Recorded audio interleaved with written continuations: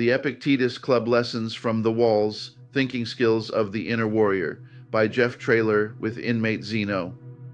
Welcome to Chapter 19. I am Billy McNeely reading this book so you can hear its message today. Let us begin. Chapter 19. It had been 3 weeks since the last Epictetus Club meeting. With the Christmas and New Year's holidays falling on Fridays, there were no meetings. It felt good to be back together, but Manny's absence was noticed, even though everyone was happy that he was outside the well. The new poster on the wall reminded us of our last session, Round 8, A. He can't say that to me. B. Is this true? Where does this thought lead? Is that where I want to go? C. He has freedom of speech. He can say whatever he wants. In fact, I give him permission.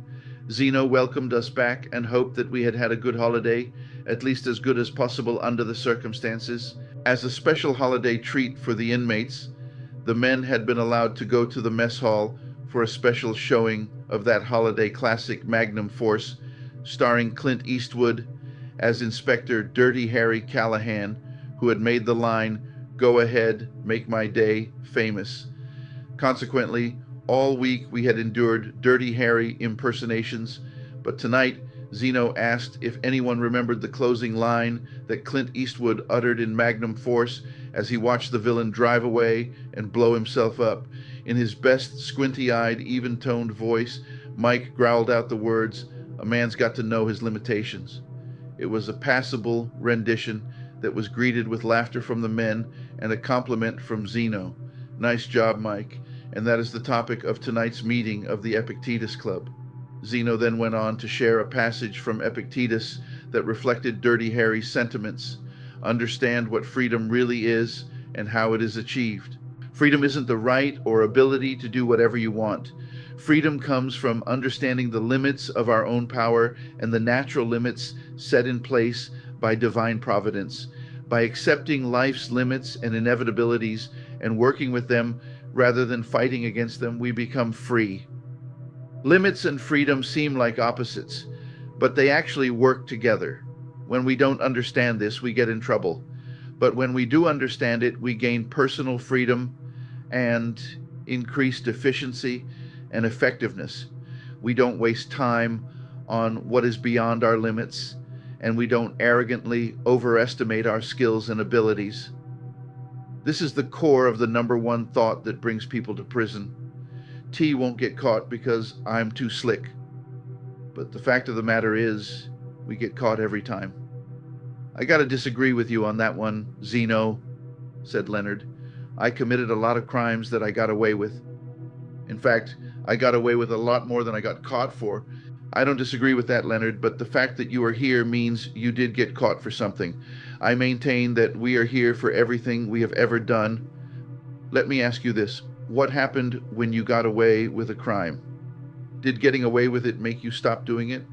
Or did it just encourage you to do it again?" asked Zeno. "It encouraged me to do it again." "And how long did you keep doing it?" "Until I got caught," Leonard sheepishly answered. "I see what you mean.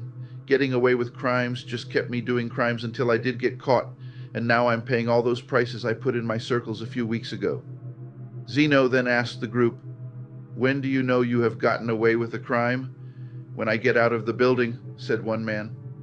"When I get home safe," said another. "I worry for a couple days, but then it goes away, and I don't sweat it anymore," answered a third. "That's what I used to think too," said Ross, and he went on to describe his arrest.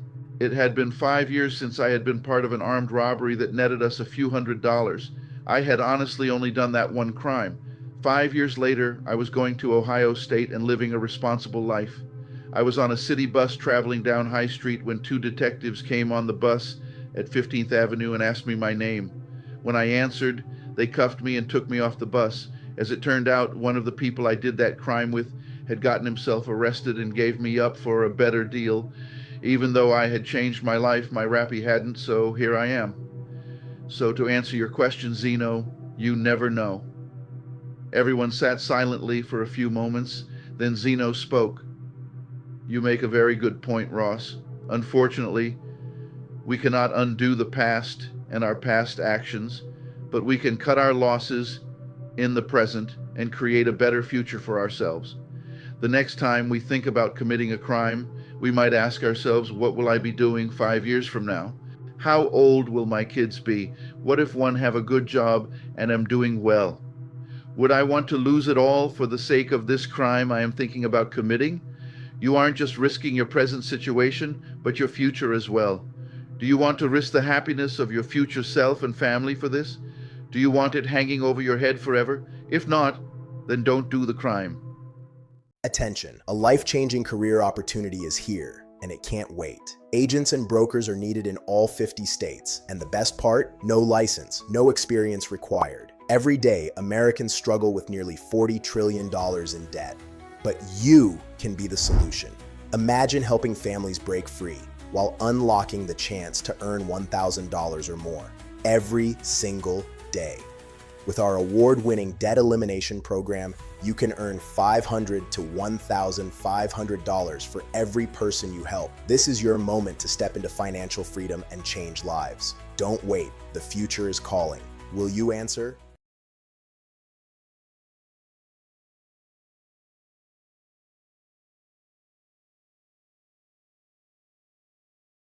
Zeno then opened a dog-eared copy of the complete works of Ralph Waldo Emerson and read a paragraph that champion of liberty and personal freedom wrote a century and a half earlier.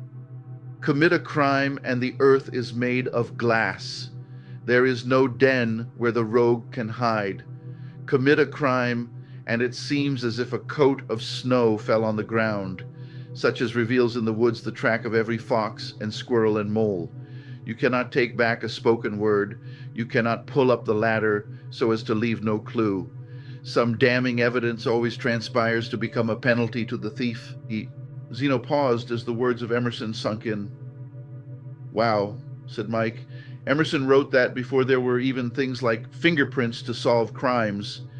He then made a comment that would come true many years later with the development of DNA analysis. Who knows what may come up in the future to solve crimes that are even decades old. If we know this and respect this, we will not step past these limits and into trouble, Zeno added. As Epictetus said, by working with these limits instead of against them, we become free. All the men in the group were nodding in agreement as they looked at their own situations. I was thinking about the number of men I had spoken to who had been caught selling drugs, and it occurred to me that if a person sold drugs to 10 people, and those 10 people each told 10 other people where they got their drugs, 110 people would know. If any one of those 110 people got caught for something which was highly likely, they could cut a deal by giving up the seller. It looked like Emerson was right indeed.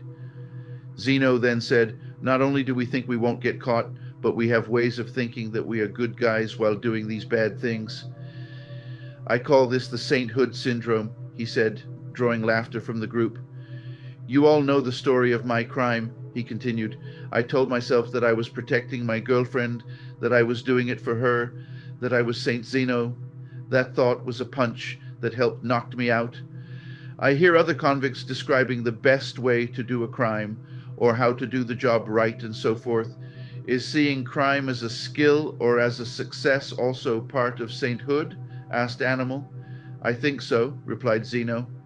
Calling it a skill or our work or our job just leads us down the road to eventually getting caught and locked up. If we keep it real, we know crime is not a skill or a job, it is nothing but a crime. And this truth will help keep us free in the future by not letting us get over on ourselves like we're doing a good thing when we're actually hurting others. There is no good way to do a bad thing, no right way to do a wrong thing, and no smart way to do a stupid thing. I thought I was getting more skillful and smarter as I went along, but I can see that I was just getting arrogant and careless from my so-called successes while setting myself up for failure and misery, pointed out Mike. Now I see why Robin Hood had to have his motto, steal from the rich to give to the poor. That made it seem like a good thing, even though he probably kept most of the loot for himself, chimed in Shakes. I know I felt better about my crimes when I said I was supporting my family, but I was really just looking for a fast and easy buck, And now I'm giving my wife and kids the big bucks, all right? Said Eddie, referring to his prison pay. Inmates who had work assignments were paid at the rate of 5 cents per hour, or if they had verified dependents like Eddie, made 912 cents per hour. Of that, 412 cents were sent to the inmates' dependents. Full-time prison labor resulted in $27 being sent to the family every 3 months by the cashier's office. Zeno asked if anyone else could identify any sainthood, thinking that they had engaged in that helped them feel like they were good guys while doing bad things. I told myself that the people I sold drugs to were my customers and that they were doing this by choice. In fact, I even gave them free Thanksgiving turkeys, just like any other business. In reality, they and their families were my victims and I was preying on their addiction. I always was sure to put money into the kettles at Christmas time. That helped me seem like a good guy. I would give my wife flowers and candy on Valentine's Day to make myself look like a great husband, then run around on her the rest of the year. If she got upset about something, I would remind her what a great guy I was. After a few more examples from the group members, it was time for the meeting to come to a close. Shakes asked, "Is there a good counterpunch to the attacking thought, 'I won't get caught'? There are 4 little words that will keep you out of jail, and if you adopt them as your motto, they will keep you free. Don't argue with them or make exceptions. You might even want to tattoo them on your forehead in reverse so they are the first things you see when you look in the mirror in the morning. These 4 magic words of freedom are these: I will get caught." "Simple but effective," responded Leonard. "I can remember those easily enough." As the men filed out of the little brick building, Mike turned to Zeno, squinted and growled, "Thanks, you made my day." Thank you for listening. May the insights you've gained propel you toward a brighter chapter. Leave a comment below. Let us know your thoughts. I am Billy McNeely. See you next time.